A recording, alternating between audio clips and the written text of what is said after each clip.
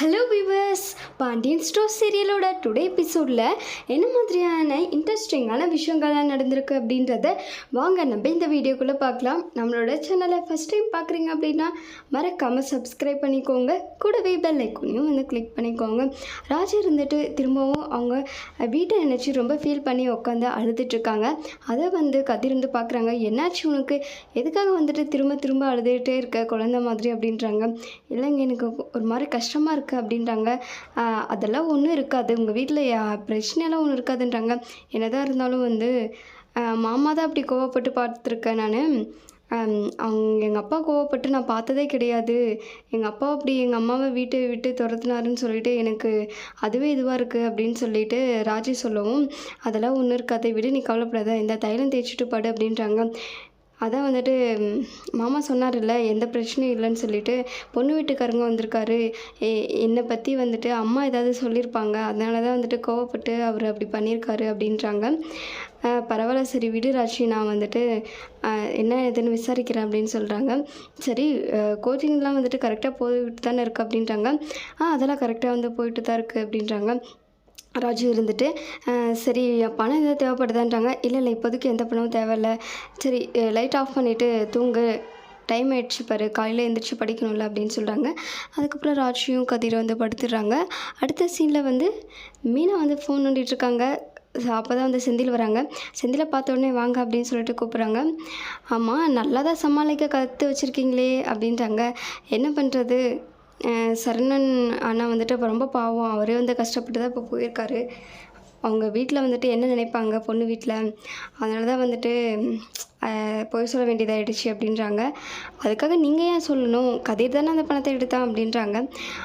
Already வந்துட்டு கதிர் மேலே அப்பா ரொம்ப கோவமாக இருக்கார், இதுவும் தெரிஞ்சிச்சு அப்படின்னா அவனை அவ்வளோதான் வீட்டை விட்டு துரத்திடுவார், அதனால தான் நான் எதுவும் சொல்லலை அப்படின்றாங்க. ஆனாலும் உங்கள் அண்ணியெலாம் வந்துட்டு ரொம்ப பெரியாலாம் கிடையாது அப்படின்றாங்க.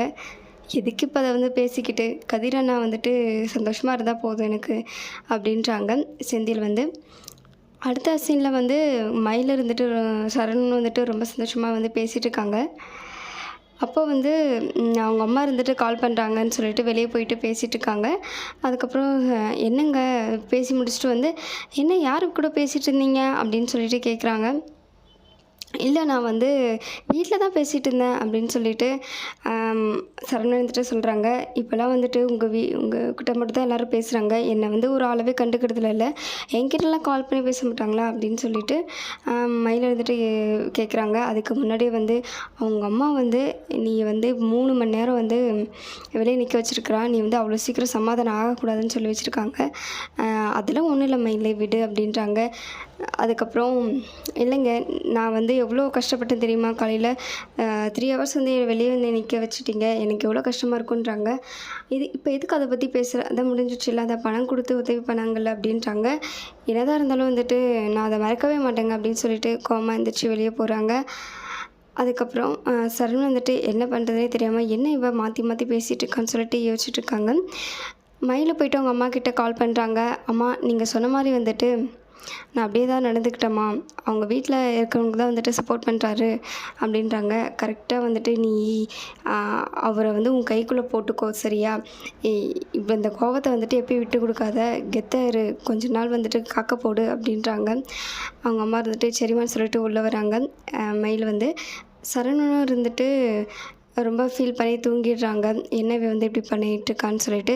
அதுக்கப்புறம் திடீர்னு எழுந்திரிச்சு போயிட்டு அவங்க அண்ணன் செந்திலுக்கு வந்துட்டு கால் பண்ணுறாங்க. மயில் வந்துட்டு என்கிட்ட சண்டை போட்டாடா, சமாதானமே ஆகலைன்றாங்க.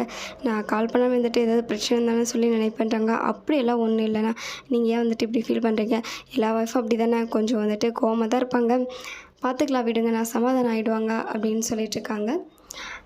இதோட இந்த எபிசோடு முடிச்சிருக்காங்க. Thank you viewers.